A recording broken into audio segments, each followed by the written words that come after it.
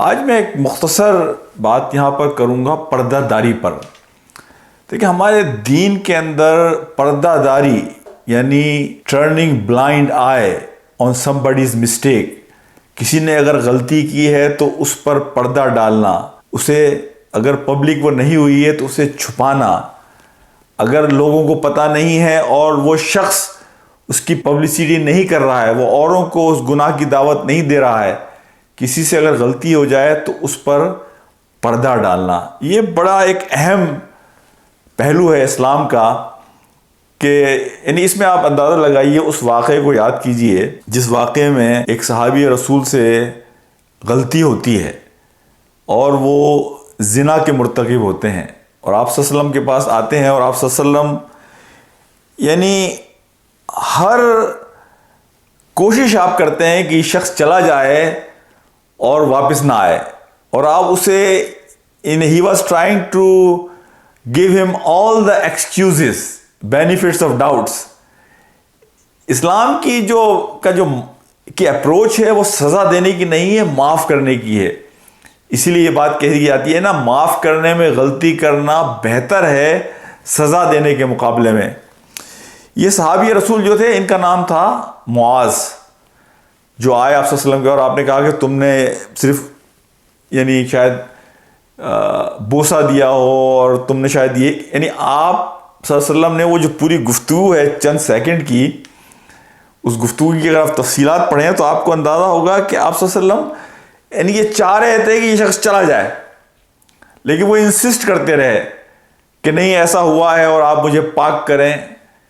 اب آپ اندازہ لگائیے کہ آپ صلی اللہ علیہ وسلم نے جب انہوں نے بہت ضد کی اس بات کے اوپر اور آپ نے انہیں سزا دینے کا فیصلہ کیا، تو آپ صلی اللہ علیہ وسلم کو اس بات کا علم ہوا کہ یہ غلام تھا، معاذ جو ہے وہ غلام ہے، اور اس کا جو آقا ہے، ماسٹر، جن کا نام آتا ہے روایات کے اندر حزال، آپ صلی اللہ علیہ وسلم کو علم ہوا کہ حزال کو جب اس بات کا علم ہوا کہ معاذ نے غلطی کر دی ہے، اس ماسٹر نے اسے مجبور کیا کہ تم جاؤ اور جا کے یہ نبی کریم صلی اللہ علیہ وسلم کو بتاؤ. آپ صلی اللہ علیہ وسلم حزال کے پاس گئے، اس سے کہا کہ جب تمہارے علم میں ایک بات آئی تھی تو تم نے اس پر پردہ ڈالنے کی کوشش کیوں نہیں کی؟ تم نے اسے میری جانب کیوں بھیجا؟ تم اس سے توبہ و استغفار کا کہتے، اللہ اسے معاف کر دیتا. تمہیں اس کی پردہ داری کرنی چاہیے تھی، تمہیں اسے میری طرف نہیں بھیجنا چاہیے تھا. ایسے بالکل ڈیفرنٹ اپروچ ہے. یعنی آپ صلی اللہ علیہ وسلم یہ کہہ رہے ہیں کہ گناہ کوئی بھی انسان سے ہو جائے، اس گناہ کے لیے یہ ضروری ہے کہ اسے جتنا کم سے کم دائرے میں رکھا جائے اس کی خبر کو، وہ بہتر ہے. اور اس کی بہترین اپروچ ہے اللہ سے رجوع کیا جائے، اللہ سبحانہ و تعالیٰ سے اس کی معافی مانگی جائے. اسی طرح ایک اور روایت میں نے دیکھا کہ آپ صلی اللہ علیہ وسلم نے فرمایا کہ تمہارے بڑے یعنی تمہارے بڑے اگر کوئی غلطی کریں تو تم ان کا سہارا بنو، ان کو سنبھالو. وہ گر رہے ہیں، ان کو گرنے سے روکو، بچاؤ، اور ان کی غلطیوں کو ایکسپوز نہ کرو.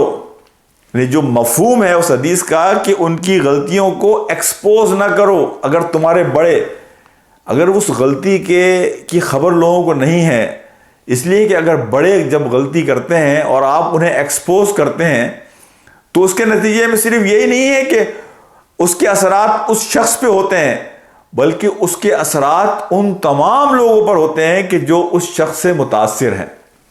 یہ حدیث جب میں نے سنی تو میں ایمانداری کی بات یہ ہے کہ انسانی نفسیات سے یعنی نبی پاک صلی اللہ علیہ وسلم سے زیادہ اور کون واقف ہو سکتا ہے کہ یہ انسانی کمزوری ہے کہ انسان کو جب چیز پتہ چلتی ہے تو وہ چاہتا ہے کہ اوروں کے ساتھ شیئر کرے، اور خاص طور پر اگر کسی کی کوئی غلطی آپ کے علم میں آ جائے تو اس غلطی پر پردہ ڈالنا ایز لانگ ایز اس غلطی کا افیکٹ اوروں پر نہیں پڑ رہا ہے، وہ شخص اس غلطی کے لیے اوروں کو دعوت نہیں دے رہا ہے، اس پر پردہ ڈالنا یہ ایک اسلام کی اور مسلمان کی اپروچ ہے.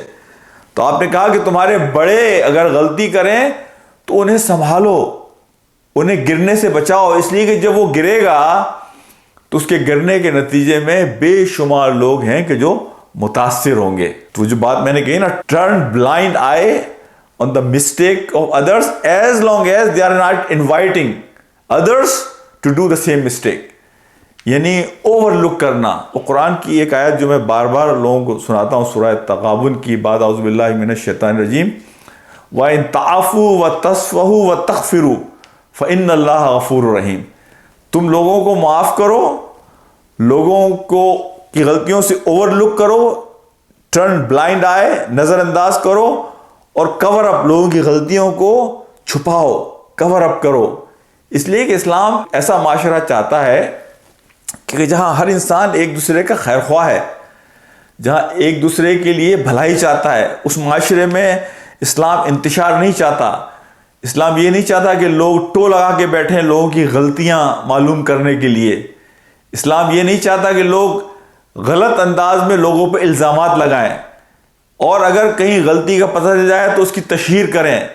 اس لیے کہ قرآن میں یہ بات اللہ سبحانہ و تعالیٰ نے فرمائی کہ اللہ فحش باتوں کی اور غلط باتوں کی تشہیر کو ناپسند فرماتا ہے، سوائے ایک ایکسیپشن کے، کہ اگر مظلوم کوئی ہے اور اس کے ساتھ زیادتی ہوئی ہے تو اسے اجازت ہے کہ وہ ان پبلک جو چاہے اپنی شکایت بیان کرے. ہمارے اسلاف کے بارے میں یہ بات آتی ہے کہ لوگ ان کے بارے میں بری بات کہتے تھے. ہمارے آج کے کئی بزرگوں کے بارے میں نے یہ بات سنی کہ لوگوں نے کہا کہ فلاں صاحب تو آپ کے بارے میں اس طرح کی غلط باتیں کرتے ہیں، اور لوگوں نے چاہا کہ وہ بھی کوئی تبصرہ کریں. تو بزرگ نے یہ بات کہی کہ بھائی ہی is getting tested because of me, وہ میری وجہ سے ایک آزمائش میں ہے، میں اس کے لیے ایک آزمائش بن گیا ہوں. تو تم کیا چاہتے ہو کہ وہ میرے لیے آزمائش بن جائے؟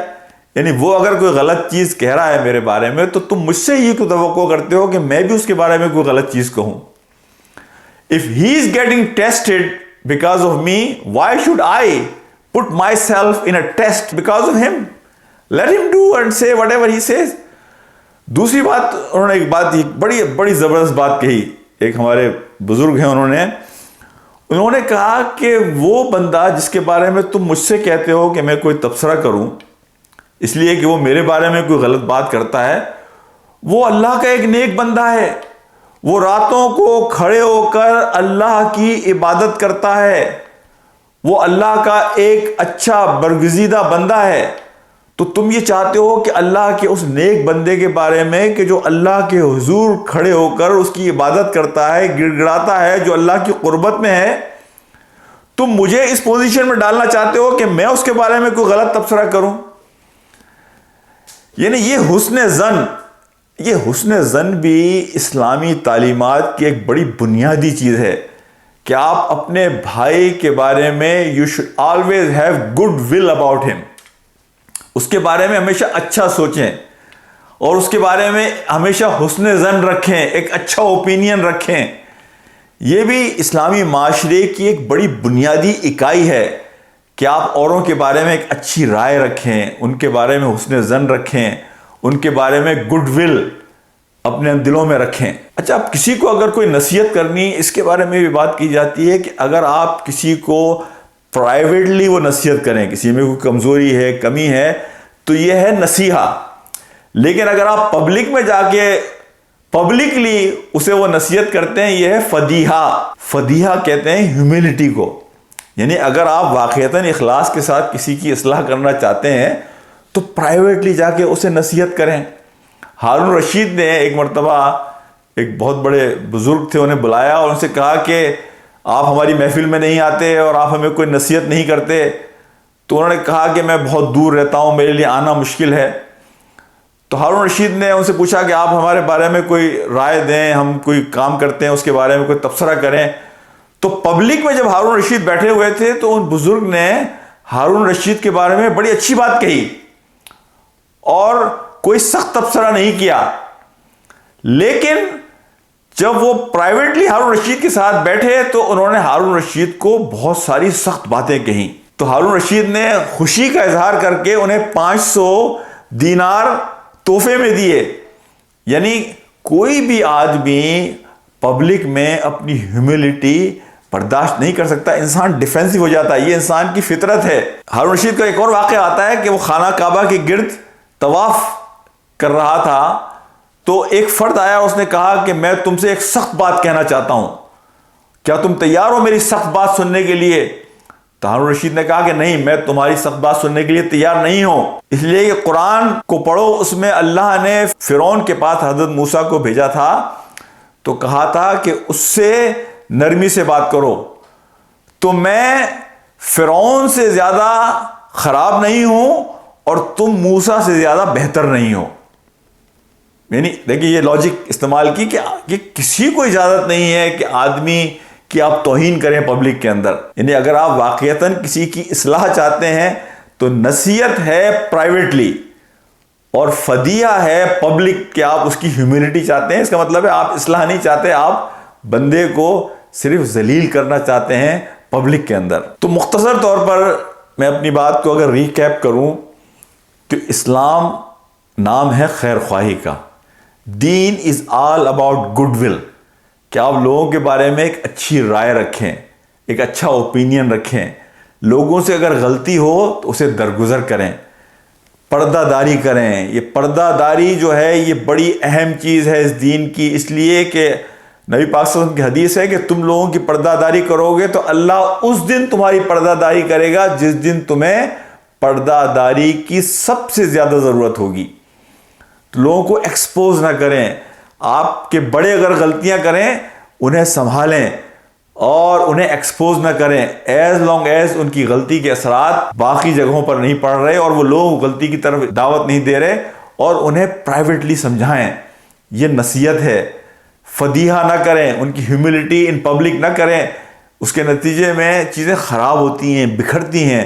چیزوں کو سنبھالنے کا طریقہ یہی ہے کہ پردہ داری کریں، نصیحت کرنی ہے اچھے الفاظ کے ساتھ۔ تو لہذا جو میں بات آپ سے کنکلوڈ کرتے ہوئے کر رہا تھا وہ یہی ہے کہ ہمارے دین میں پردہ داری کا بڑا مقام ہے۔ لوگوں کی غلطیوں کو چھپائیں، ٹرن یور بلائنڈ آئے۔ یہ بچوں کے ساتھ بھی یہ کرنے کی ضرورت ہوتی ہے، بعض اوقات رشتوں میں میاں بیوی کو بھی اس چیز کی ضرورت ہوتی ہے، اپنے معاشرے میں سوسائٹی میں بھی اس چیز کی ضرورت ہوتی ہے کہ آپ لوگوں کی غلطیوں کو معاف کریں، درگزر کریں، کسی سے اس کا ذکر نہ کریں۔ بخدا اس کے نتیجے میں آپ کو جو حلاوت محسوس ہوگی، اس کے نتیجے میں اللہ کی جو قربت آپ کو حاصل ہوگی، آپ اس کا اندازہ نہیں کر سکتے۔